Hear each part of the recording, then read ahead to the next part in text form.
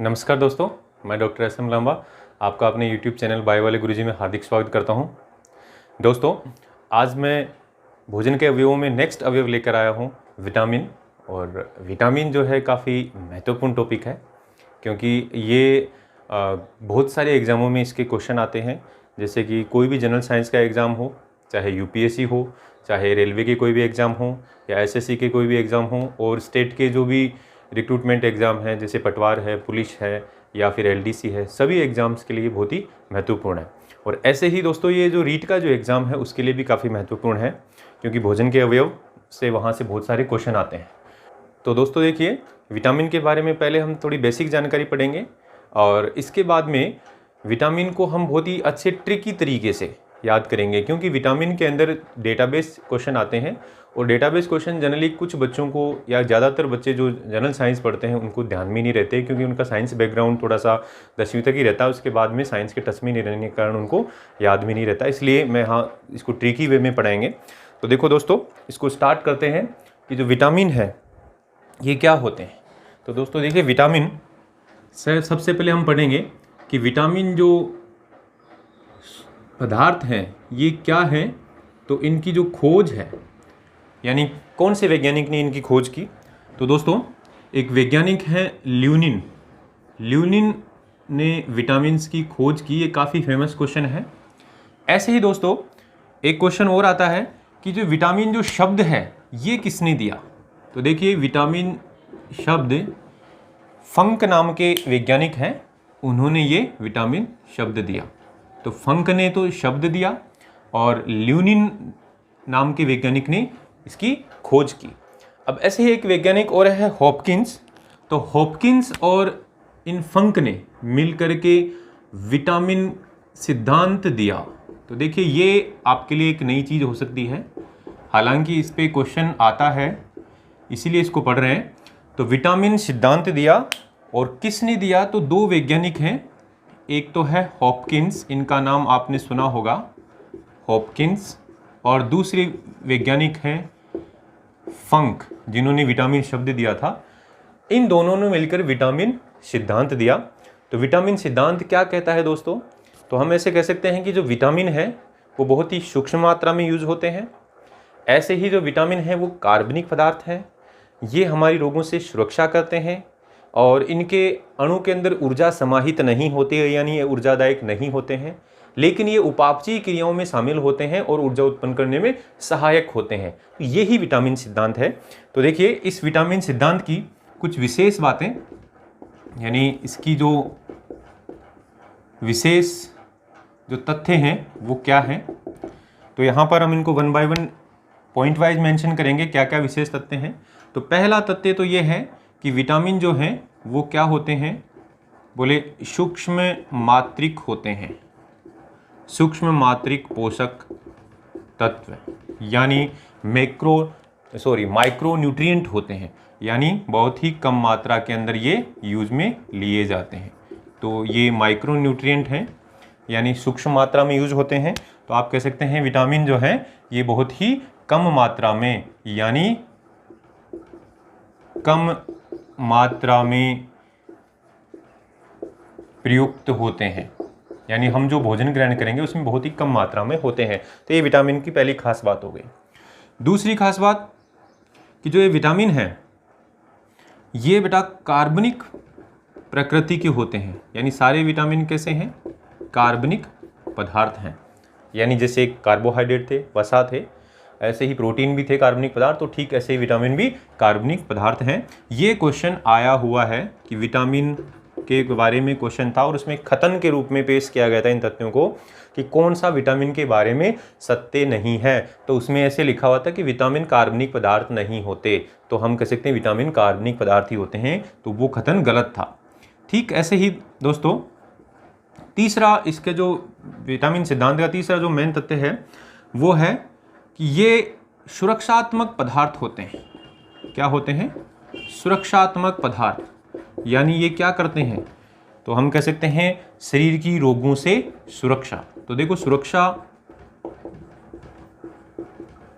करते हैं ये रोगों से, इसलिए सुरक्षात्मक पदार्थ कहलाते हैं।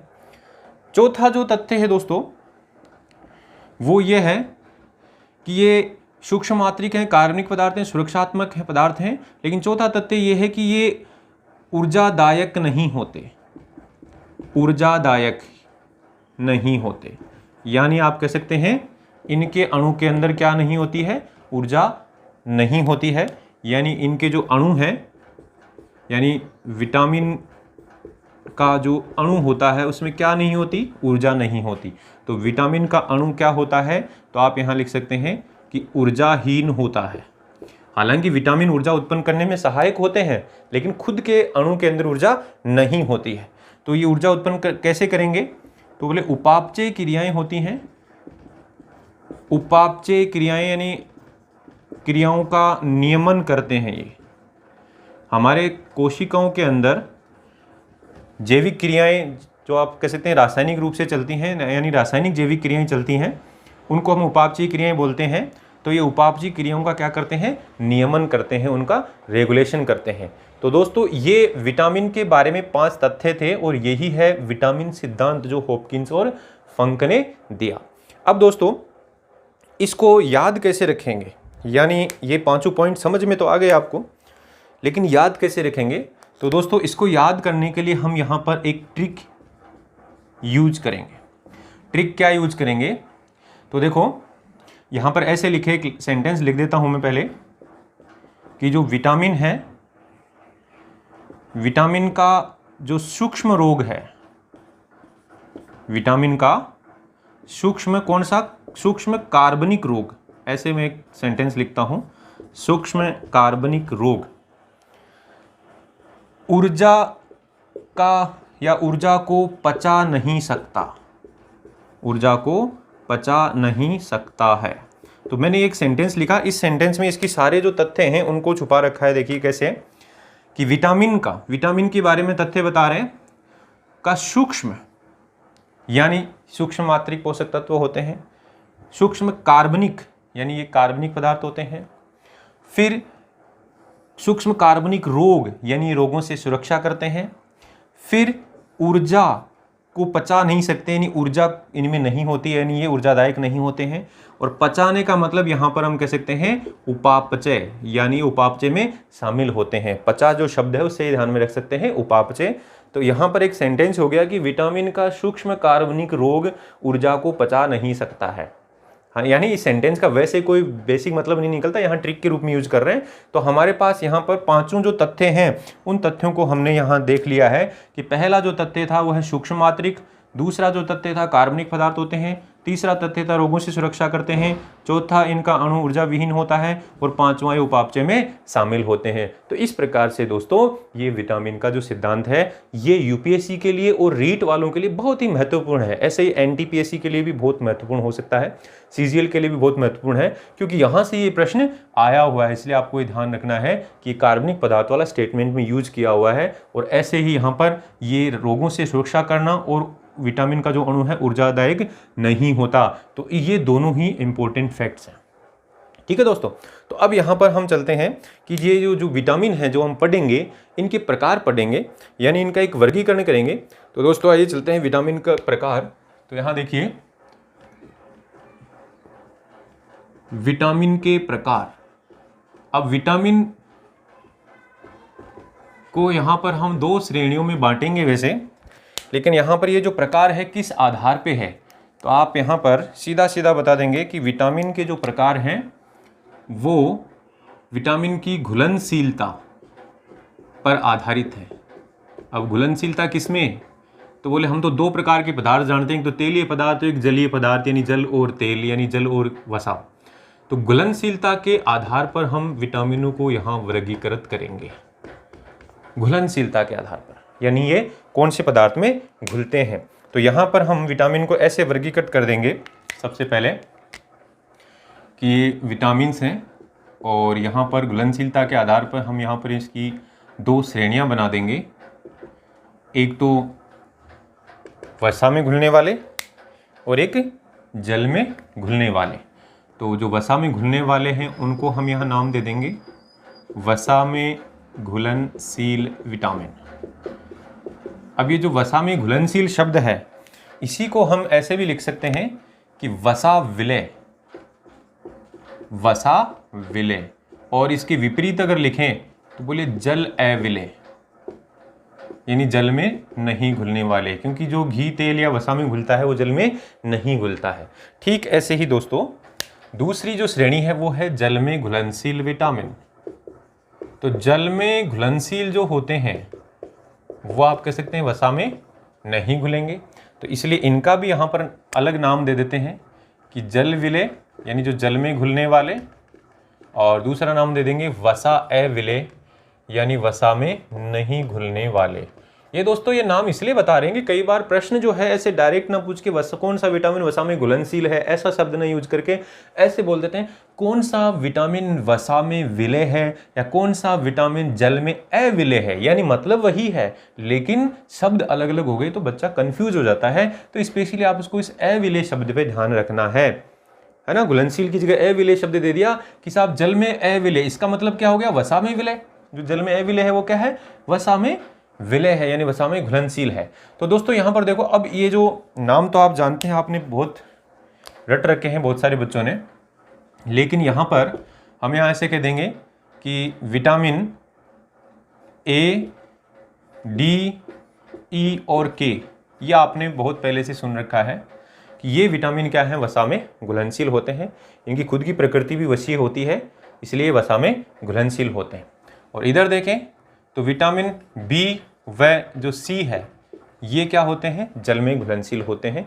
लेकिन ज़्यादातर बच्चे कई बार जब एग्ज़ाम देने जाते हैं तो थोड़े से कंफ्यूज हो जाते हैं कि कौन सा वसा में घुला हुआ था, कौन सा जल में घुला हुआ था, क्योंकि उस टाइम में प्रेशर ही इतना रहता है।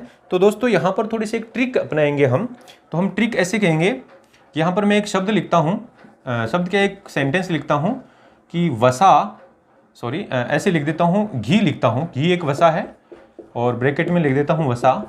वो तो इसके लिए लिख देंगे वसा यानी घी। तो मैं यहाँ सेंटेंस लिख रहा हूँ घी में कीड़ा, घी के अंदर कीड़ा। तो कीड़े को मैं यहाँ पर ऐसे स्पेलिंग लिख दूंगा, घी में कीड़ा, यानी ऐसे मान लो कि घी के अंदर कीड़ा पड़ गया, जैसे मक्खी पड़ जाती है ना। और कई लोग तो ऐसे भी होते हैं, आपने एक वो शब्द सुना होगा मक्खी चूस, उसका मतलब ये होता है घी में जो मक्खी गिर जाती है उसको भी निकाल के, हालांकि चूसते नहीं है, फेंक देते हैं, यानी फिर भी उस घी को, मक्खी गिरी हुई घी को भी कई लोग काम में ले लेते हैं, इसलिए वो बना हुआ मक्खी चूस शब्द बना हुआ है। तो ऐसे यहाँ पर हम मक्खी की बात नहीं कर रहे, हम कीड़े की बात कर रहे हैं कि वसा के अंदर जो है कीड़ा गिर गया है। यानी यहाँ पर आपको ये याद रखने के लिए कि घी में कीड़ा। अभी जो कीड़ा है इसके अंदर देखेंगे आपके 4 यहाँ पर अंग्रेजी के जो अक्षर हैं वो यूज हुए हैं, और वो चारों क्या है, बोले विटामिन के, विटामिन ई, विटामिन डी और विटामिन ए, है ना। यहाँ पर ए डी के लिखा है, यहाँ पर उल्टा क्रम लिख दिया है, लेकिन आपको ऐसे याद रखना है कि कीड़ा यानी घी के अंदर क्या है, कीड़ा है, वसा में क्या है, कीड़ा है। तो यानी घी में कीड़ा, तो कीड़े से यानी घी का मतलब वसा, तो बोले वसा में क्या है, कीड़ा। तो कीड़ा क्या करता है, बोले यहाँ पर के ई डी ए है, इसका मतलब यानी विटामिन के, विटामिन ई, विटामिन डी और विटामिन ए। तो इस तरीके से दोस्तों इसको याद रखना है। फिर चलते हैं जल में घुलनशील विटामिन। तो देखिए जो जल में घुलनशील है, तो यहाँ पर हम कई बार आपस में जैसे मोहल्ले के अंदर रह रहे हैं, कई बार जैसे कॉमन नल होता है वहाँ पानी आता है, कई लोग पानी के लिए झगड़ते हैं गर्मियों के अंदर, फिल्मों में भी देखा होगा। और कई बार खेतों के अंदर पानी का भी भाइयों में आपस में झगड़ा होता है, तो पानी के लिए नहीं झगड़ना चाहिए। तो आप यहाँ पर एक लाइन लिखूंगा मैं कि पानी के लिए भाईचारा या पानी में भाईचारा, ये अंग्रेजी के अंदर लिखूंगा कि पानी में आपको भाईचारा रखना है, कि पानी की बात जहां पर आए वहां भाईचारा दिखाना है। तो भाईचारा का यहाँ पर बी आ गया भाई का, और चारा का आ गया यहाँ पर सी। तो इस तरीके से विटामिन बी और सी को ऐसे याद रख सकते हैं, पानी में भाईचारा। तो दोस्तों विटामिनों के प्रकार के बाद में चलते हैं विटामिनों के रासायनिक नाम, यानी इनका कुछ केमिकल नेम होता है और उस नेम पर काफ़ी क्वेश्चन आते हैं। यानी जितने भी विटामिन हैं उनके अलग अलग रासायनिक नाम होते हैं। तो देखिए ये रासायनिक नाम थोड़े से अंग्रेजी के वर्ड हैं और थोड़े से टफ शब्द हैं, मतलब इजीली याद नहीं होते हैं, इसलिए हम इनको यहाँ पर ट्रिकी वे में पढ़ेंगे। तो देखिए जो मैंने ट्रिक बनाई है वो बहुत ही आसान ट्रिक है और उसको आप आसानी से याद कर सकते हैं। तो ये भी अपने आप में काफ़ी फेमस क्वेश्चन है कि पर्टिकुलर यानी किसी विशेष विटामिन का रासायनिक नाम क्या होता है। तो देखिए दोस्तों विटामिन का रासायनिक नाम, विटामिन के रासायनिक नाम, यानी जितने भी विटामिन अभी हमने पढ़े उनके रासायनिक नाम हम यहाँ पढ़ेंगे। तो पहले तो हम यहाँ पर पढ़ेंगे कि जो ये वसा में घुलनशील विटामिन है, वसा में घुलनशील यानी जो कीड़ा यानी के, ई, डी और ए विटामिन, इनके बारे में पढ़ेंगे। तो वसा में घुलनशील विटामिन कौन कौन से होते हैं, तो हम यहाँ बता सकते हैं कि वसा में घुलनशील विटामिन है वो कीड़ा है, यानी ये एक ट्रिक हो गई, यानी घी में कीड़ा जो मैंने बताया था। तो देखिए वसा में घुलनशील विटामिनों के नामकरण की अगर बात करें तो नंबर वाइज चलते हैं। पहले चलते हैं यहाँ पर विटामिन ए। तो यहाँ पर विटामिन ए का जो नाम है वो क्या होता है दोस्तों, तो आपने नाम इसका सुना होगा, इसका नाम होता है रेटिनोल। थोड़ा सा नाम कम जाना पहचाना, वैसे क्वेश्चनों में देखा होगा, लेकिन आम बोलचाल के अंदर हम इसका नाम विटामिन ए ही बोलते हैं, रेटिनोल नहीं बोलते हैं। तो दोस्तों देखो ये याद कैसे रहेगा, तो आपको एक ऐसे याद रखना है कि विटामिन ए आँखों के लिए अच्छा होता है, आँखों की दृष्टि के लिए, यानी हमें अच्छा दिखाई देगा विटामिन अगर ए हम हमारे खाने में लेंगे तो। यह आपने सुन रखा होगा। तो आँखों के अंदर क्या होता है, आँख में होता है दोस्तों रेटिना। क्या होता है आँख में, रेटिना। तो रेटिना क्या है, बोले आँख के अंदर की एक परत है जिसको हम दृष्टि पटल कहते हैं। ये जब आँख पढ़ेंगे तब इसके बारे में पढ़ेंगे। तो दृष्टि पटल जो है यानी आँख की जो रेटिना है, इस रेटिना से ही ये शब्द आया है रेटिनोल। तो देखो विटामिन ए आँखों के लिए आवश्यक होता है, आँखों में रेटिना होती है और रेटिना से शब्द आया रेटिनोल। तो इस तरीके से आप इसको ध्यान में रख सकते हैं। फिर दोस्तों दूसरा विटामिन है विटामिन डी। तो जो विटामिन डी है उसका रासायनिक नाम यहाँ बता देते हैं आपको। इसका विटामिन डी का रासायनिक नाम क्या है, तो आपको ध्यान रखना है, इसका रासायनिक नाम है कैल्सीफेरॉल। क्या नाम है दोस्तों, कैल्सीफेरॉल। अब ये जो कैल्सीफेरॉल है इसका नाम कैसे याद रहेगा, तो आपको यहाँ ध्यान देना है विटामिन डी। तो डी अक्षर है इससे आपको याद रखना है हड्डी। वैसे भी याद आपको पता होगा विटामिन डी हड्डियों को मजबूत बनाता है। तो विटामिन डी यानी डी से हड्डी याद रखना है। और हड्डी किससे बनी होती है दोस्तों, तो आप यहाँ कह देंगे हड्डी जो है वो कैल्शियम से निर्मित होती है। किससे बनी होती है हड्डी, कैल्शियम से बनी होती है, ये आप अच्छी तरीके से जानते हैं। तो अब इस कैल्शियम नाम से ही आपको ध्यान रखना है कैल्सीफेरॉल, इसीलिए विटामिन डी का नाम क्या हो गया, कैल्सीफेरॉल। ठीक इसी प्रकार दोस्तों तीसरा जो विटामिन है यहाँ पर वसा में घुलनशील वो है विटामिन ई। तो विटामिन ई जो है उसका रासायनिक नाम है टोकोफेरोल। अब ये नाम तो बहुत ही अजीब सा या टफ है, क्योंकि सिर्फ किताबों में सुना होगा, बोलचाल में नहीं सुनते हैं।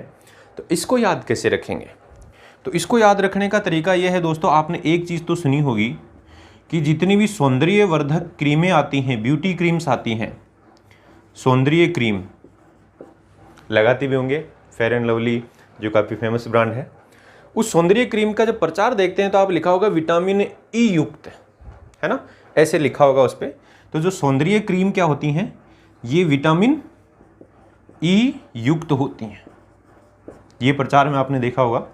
अब ये जो विटामिन ई युक्त हैं, तो यहाँ पर एक चीज़ और आपको ध्यान रखना है कि विटामिन ई उसमें क्यों है, ताकि सुंदरता बढ़े। क्योंकि क्रीम को हम सुंदरता बढ़ाने के लिए, हालांकि सुंदरता जो बाह्य सुंदरता है वो विटामिन ई के कारण होती है, लेकिन फिर भी कह सकते हैं कि जो प्रचार में इसी विटामिन ई को ही आगे किया जाता है और कहा जाता है कि विटामिन ई युक्त है और आपकी सुंदरता को, आपकी त्वचा को निखारती है। तो विटामिन ई युक्त है, तो आप यहाँ कह सकते हैं कि ये सुंदरता से संबंधित विटामिन है ना। किससे संबंधित है, सुंदरता से संबंधित, इसीलिए इसका एक नाम भी दिया जाता है सौंदर्य विटामिन, जो हम आगे पढ़ेंगे। सुंदरता से संबंधित है और आप कह सकते हैं दोस्तों सुंदरता पर हमेशा रोक टोक रहती है। जो सुंदर व्यक्ति होता है, सुंदर स्त्री होती है, तो उस पर हमेशा रोक टोक रहती है। माइंड मत करना इस चीज़ को, हमने एक शब्द बनाया है कि सुंदरता पर क्या रहती है दोस्तों, रोक टोक। तो आप कह सकते हैं सुंदरता को कोई भी टोकता फिरता है ना। तो सुंदरता को ऐसे लिखो, सुंदरता को कोई भी टोकता है, तो ये जो टोकता शब्द है इसे याद रख लेंगे, टोकोफेरोल। सुंदरता को यानी ब्यूटी को कोई भी टोकता रहता है, यानी टोकने का मतलब उसको कोई भी कहने का मतलब उसको टोकता रहता है, तो ये टोकता रहता है जो शब्द है इससे टोकना ऐसे आपको याद रह जाएगा, टोकोफेरोल। तो अब दोस्तों यहाँ पर जो तीनों विटामिन है इनके नाम को कैसे याद रखना हमने ये बताया, ट्रिक नहीं बताई अभी, ट्रिक आगे बताएंगे। लेकिन इससे पहले जो नेक्स्ट विटामिन है वो है विटामिन के, उसका भी नाम थोड़ा सा देख लेते हैं। इसका रासायनिक नाम है दोस्तों फाइलोक्विनोन। क्या नाम है? फाइलोक्विनोन। ये तो बहुत ही अजीब सा नाम हो गया, मतलब दैनिक जीवन में नहीं सुनते हैं।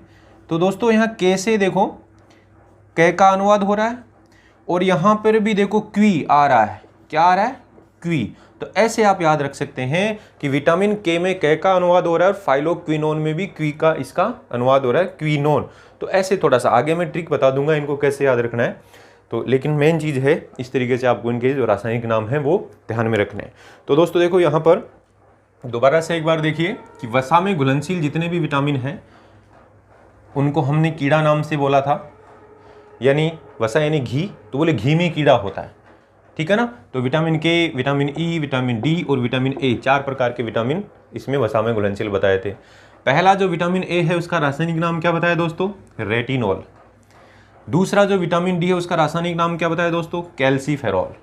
विटामिन ई का रासायनिक नाम क्या बताया? टोकोफेरॉल। और विटामिन के का रासायनिक नाम फाइलोक्विनोन। तो ये चारों नाम काफ़ी इंपॉर्टेंट है, एग्जाम में बहुत बार इनसे संबंधित क्वेश्चन पूछे जाते हैं। तो आइए दोस्तों अब देखते हैं इसको याद कैसे करेंगे। तो दोस्तों यहाँ पर इनके एक ट्रिक बना देते हैं, और ट्रिक को कैसे याद रखना है?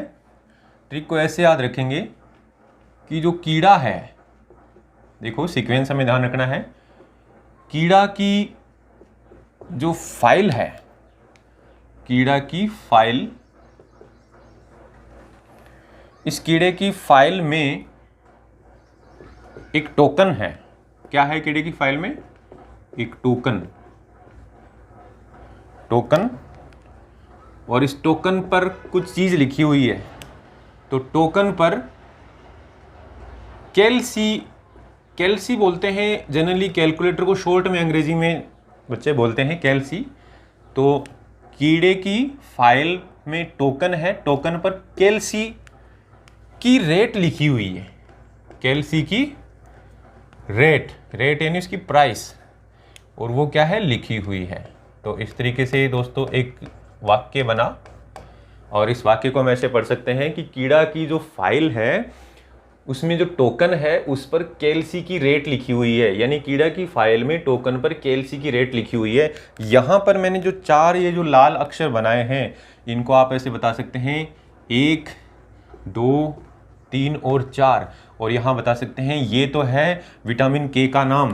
तो विटामिन के का नाम अभी क्या बताया था? फाइलोक्विनोन। तो फाइल से हो गया फाइलोक्विनोन, तो यहाँ पर नाम बता देंगे फाइलोक्विनोन। ये किसका नाम हो गया? कीड़ा में जो पहला क्या आ रहा है? के, तो विटामिन के का नाम क्या हो गया? फाइलोक्विनोन। फिर कीड़ा में दूसरा अक्षर क्या आ रहा है? ई, ई, तो ई का जो रासायनिक नाम अभी हमने बताया क्या होता है? टोकोफेरोल। तो यहाँ पर टोकन से टोकोफेरोल याद रख लेंगे।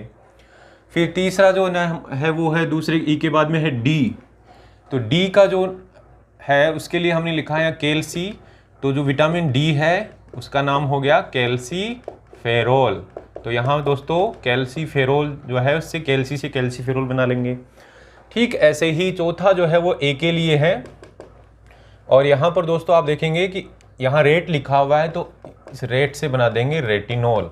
तो यहाँ पर इस ट्रिक यानी कीड़े की जो फाइल में टोकन पर कैल्सी की रेट लिखी हुई है, इससे आप यहाँ पर इनके रासायनिक नाम याद रख सकते हैं। फाइल का मतलब फाइलोक्विनोन यानी जो कि विटामिन के का नाम है, टोकन मतलब टोकोफेरोल जो कि विटामिन ई का नाम है, कैल्सी मतलब कैल्सीफेरोल जो कि विटामिन डी का नाम है, और रेट का मतलब रेटिनॉल जो विटामिन ए का नाम है, यानी KEDA। तो यहाँ जो सीक्वेंस है कीड़ा में KEDA, उसी सीक्वेंस में यहाँ पर ये ट्रिक बनाई है दोस्तों। तो आपको मुझे पूरा विश्वास है कि ये समझ में आ गया होगा, और नहीं भी समझ में आया है तो आप कमेंट में लिख सकते हैं। फिर दोस्तों आगे देखिए कि जो वसा में घुलनशील है उनके बाद में हमारे जो जल में घुलनशील विटामिन है उनके भी रासायनिक नाम है। तो यहाँ पर जल में हमने बताया था जल में भाईचारा, जल पे भाईचारा रखना चाहिए। तो यहाँ दूसरी श्रेणी है जल में घुलनशील, जल में घुलनशील विटामिन। उनके रासायनिक नाम की बात करें तो जल में घुलनशील कौन कौन से विटामिन थे दोस्तों? तो जल में घुलनशील जो विटामिन थे उनमें हमने बताया था, एक तो बताया था विटामिन बी कॉम्प्लेक्स यानी विटामिन बी, जिसको हमने बोला था जल में भाईचारा, यानी बी भाई का जो है बी है उसका मतलब विटामिन बी। और दूसरा बताया था विटामिन सी। तो विटामिन बी कॉम्प्लेक्स यहाँ पर इस तरीके से बहुत सारे विटामिन हैं इसके अंदर, इसलिए नाम आ गया बी कॉम्प्लेक्स। ऐसे ही दोस्तों दूसरा बताया था विटामिन सी। तो पहले हम विटामिन बी कॉम्प्लेक्स पे चलते हैं। विटामिन बी कॉम्प्लेक्स में दोस्तों देखिए कई अलग अलग विटामिन हैं, तो उनको हम यहाँ क्रम वाइज बता देते हैं। पहला है B1, दूसरा है B2, तीसरा है B3, चौथा है वो B5 है, 4 नहीं है, पांचवा है वो B6 है, सातवां है वो छठा जो है वो है B7, और सातवां जो है वो है B9, आठवां है वो B12। इस तरीके से 8 विटामिन हैं इसके अंदर। ये जो 8 विटामिन हैं इनके रासायनिक नाम आपको याद करने हैं। तो दोस्तों देखिए इनके रासायनिक नाम क्या होते हैं। इसका नाम होता है थायामीन, B1 का नाम क्या होता है? थायामीन। तो हमने यहाँ इनको सीक्वेंस में लिख लिया है। फिर B2 का जो रासायनिक नाम होता है दोस्तों वो क्या होता है? राइबोफ्लेविन। क्या होता है? राइबोफ्लेविन। फिर दोस्तों B3 है, उसका रासायनिक नाम क्या होता है? तो बोले B3 का रासायनिक नाम होता है नियासिन। और इसी नियासिन का दूसरा जो नाम है वो है निकोटीनिक एसिड यानी निकोटीनिक अम्ल। फिर दोस्तों B5 है, उसका नाम देखिए, उसका नाम है पेंटाथीनिक या पेंटाथीनिक अम्ल, पेंटाथीनिक अम्ल। फिर दोस्तों छठे नंबर का जो है उसका नाम है पायरिडॉक्सिन। क्या नाम है? पायरिडॉक्सिन। तो दोस्तों पायरिडॉक्सिन जो है ये काफ़ी इम्पोर्टेंट विटामिन होता है, आगे पढ़ेंगे, चर्चा करेंगे। ऐसे ही दोस्तों नेक्स्ट है बायोटिन।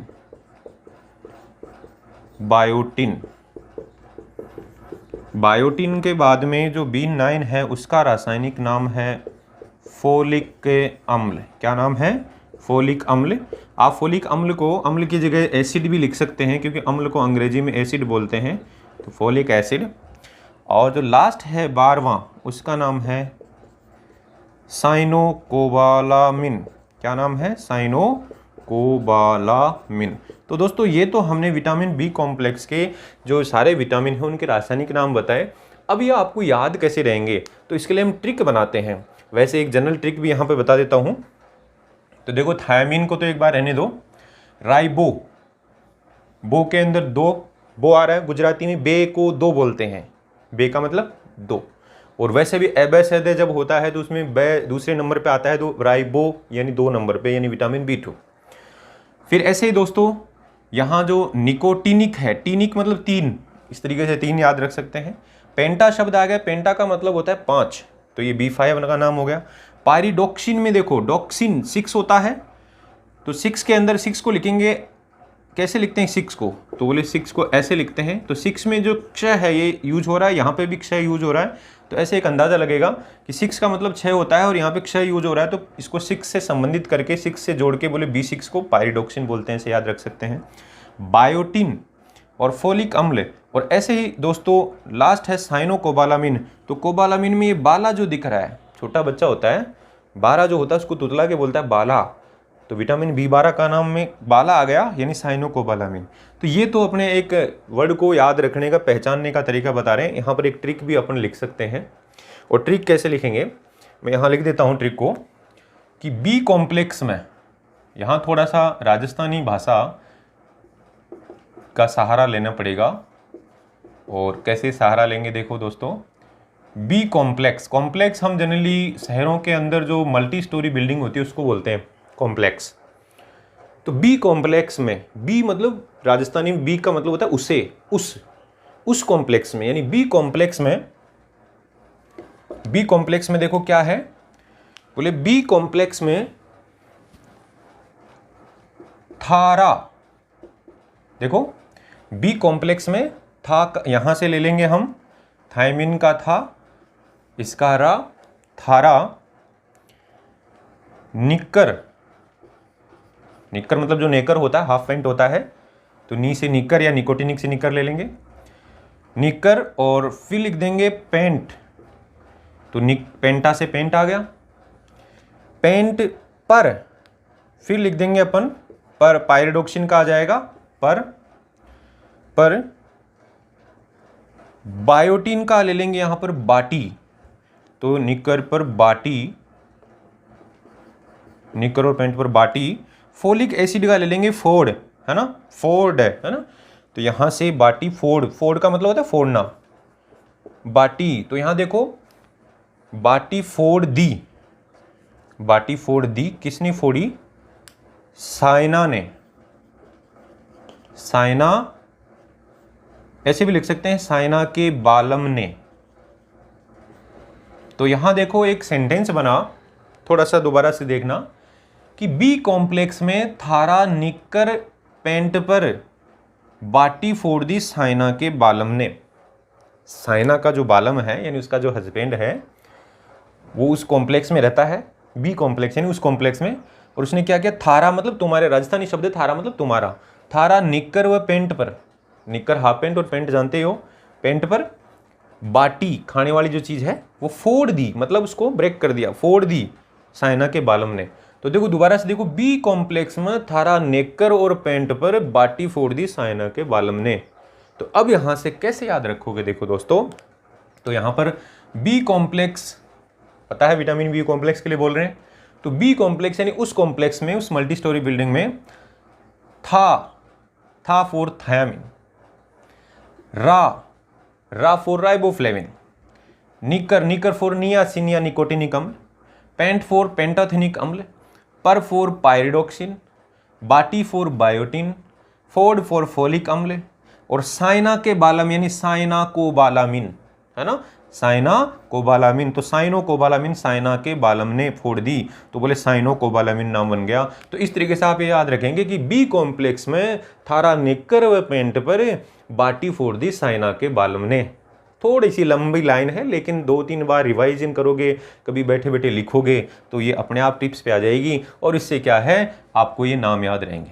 अब आपके लिए जरूरी है इनका सीक्वेंस, कि B1 B2 B3 के बाद में देखो B5 है तो B4 गायब है, तो B4 गायब है तो B8 भी गायब है यहां से, है ना, और फिर 10 और 11 भी गायब है। तो ये सीक्वेंस तो आपको दोस्तों याद रखनी पड़ेगी। तो लेकिन ये एक बार पढ़ लो और उसको आसानी से पहचान सकते हैं, अपनी ट्रिक को याद रखो कि बी कॉम्प्लेक्स में थारा निकर और पेंट पर बाटी फोड़ दी साइना के बालम ने। तो इस तरीके से हम बी कॉम्प्लेक्स के जितने भी विटामिन हैं उनके नाम हम याद रख सकते हैं। ठीक है दोस्तों, अब चलते हैं आगे। दोस्तों अगर ये ट्रिक आपको पसंद आई होगी, मैंने जो भी ट्रिक बनाई है, तो आप लाइक करना और कमेंट में भी लिखना ट्रिक के बारे में। ठीक है दोस्तों, आगे चलते हैं। विटामिन सी, तो विटामिन सी का जो रासायनिक नाम है वो हम जानते हैं क्या होता है, तो आप सब बोलोगे साहब एस्कोर्बिक अम्ल होता है, एस्कोर्बिक अम्ल। अब यहाँ पर अम्ल तो कई नाम है आ जाते हैं, कई बार फोलिक अम्ल भी नाम आ जाता है, कई बार निकोटिनिक अम्ल भी नाम आ जाता है, कई बार सिट्रिक अम्ल भी नाम आ जाता है, और एस्कोर्बिक अम्ल ऐसे ही नाम है। तो बच्चा जनरली कंफ्यूज हो जाता है, यानी जो पेपर अटेम्प्ट करते हैं उस टाइम में हमें कई बार नहीं पढ़ा हुआ होता है किसी बच्चे का, या फिर भूल चुके होते हैं। तो दोस्तों उस समय आपको क्या याद रखना है, एक ट्रिक याद रखनी है कि CA का अम्ल, ये CA मतलब चार्टेड अकाउंटेंट होता है, काफ़ी अच्छी जॉब है, लोग CA क्लियर करते हैं। तो CA का अम्ल ऐसे याद रखेंगे, C यानी विटामिन C, और A फॉर एस्कोर्बिक अम्ल। तो C का क्या है, CA का क्या है, अम्ल। तो CA से आप याद रखेंगे C का जो नाम है वो A से स्टार्ट होता है, विटामिन C का जो नाम है A से स्टार्ट होता है, और वो क्या है, एक अम्ल है। तो एस्कोर्बिक अम्ल ऐसे याद रखेंगे। तब ऑप्शन में अब सिट्रिक अम्ल दिया होगा तो भी आप कैंसिल कर दोगे कि A से नाम स्टार्ट होगा, ऑप्शन में फोलिक अम्ल दिया होगा तब भी आप कैंसिल कर देंगे, ठीक है ना। और ऑप्शन के अंदर अदर जो अम्ल हैं जैसे निकोटिनिक अम्ल दे रखा है, वो भी दे रखा है, तो भी आप कैंसिल कर देंगे, ठीक है ना। तो फोलिक अम्ल, सिट्रिक अम्ल, है ना, निकोटिनिक अम्ल, सबको कैंसिल कर देंगे, क्योंकि सी का जो विटामिन सी का नाम किससे स्टार्ट होता है, ए से। तो सी ए का अम्ल, ये ध्यान रखेंगे, जिसे यानी विटामिन सी का नाम ए से, वो एक अम्ल है लेकिन ए से स्टार्ट उसका नाम होता है, तो एस्कॉर्बिक अम्ल। तो इस तरीके से दोस्तों ये जो ट्रिकें जो बता रहे हैं, ये ट्रिकें कई बार बच्चे है ना याद नहीं रहती हैं, लेकिन आपको तरीका क्या करना है, जितनी भी क्लासेज हो रही हैं, तो आप चाहे बायोलॉजी की क्लास हो चाहे किसी भी सब्जेक्ट की क्लास हो, आप जितनी भी ट्रिक पढ़ते हैं ट्रिक को क्लब कीजिए। मतलब एक छोटा जो गुटका टाइप में नोटबुक आती है, उसमें चैप्टर वाइज सारी ट्रिकों को लिख लीजिए। उन ट्रिक मेन कॉपी में तो है ही है नोट्स में, लेकिन उनमें आप उसको लिख लीजिए और उनको डेली नहीं तो कम से कम 1-2 दिन से 3-4 दिन से उन ट्रिकों पर गौर करना, उन ट्रिकों को रिवाइज करना, जिससे ट्रिक टिप्स पे रहेगी। अब दोस्तों ये अपने आप में जो विटामिन के जो नाम का रासायनिक नाम है, ये बहुत महत्वपूर्ण है, क्योंकि यहाँ से बहुत ज़्यादा क्वेश्चन आते हैं, बहुत बार क्वेश्चन आए और सारे एग्जामों में विटामिन में से क्वेश्चन आता ही आता है, कोई सा भी एग्जाम हो चाहिए। तो आपको यहाँ पर ट्रिक अगर याद रहेगी तो आप आसानी से उसका नाम पिकअप कर लेंगे, क्योंकि 4 ऑप्शनों में से तो चुनना है। ऐसे तो है नहीं कि नाम वहाँ पर लिखना है, आपको तो पहचानना है। तो ट्रिक के माध्यम से पहचानना आसान हो जाता है। तो दोस्तों उम्मीद करता हूँ आपको ये ट्रिक है पसंद आई होंगी। तो आप जल्दी से बायो वाले गुरुजी चैनल को सब्सक्राइब करें और साथ में ही इस जो बेल आइकन दबाएं, ताकि आने वाले वीडियोज़ के आपको नोटिफिकेशन मिले। यहाँ मैं ज़्यादा से ज़्यादा ट्रिक्स आपको बताऊँगा और ट्रिक के माध्यम से ही बायोलॉजी को पढ़ाऊँगा आपको, ताकि आपको सारी चीज़ें टिप्स पे रहें, क्योंकि हमें ऑब्जेक्टिव एग्जाम देना है। तो ऑब्जेक्टिव एग्जाम में हमें ऑप्शन को पहचानना होता है, तो हम ट्रिक के माध्यम से किसी भी ऑप्शन को आसानी से पहचान सकते हैं। तो उम्मीद है दोस्तों ये वीडियो काफ़ी पसंद आया होगा। तो आप वीडियो को लाइक करें और शेयर करें, ताकि अन्य तक भी ये पहुँचे। थैंक यू दोस्तों।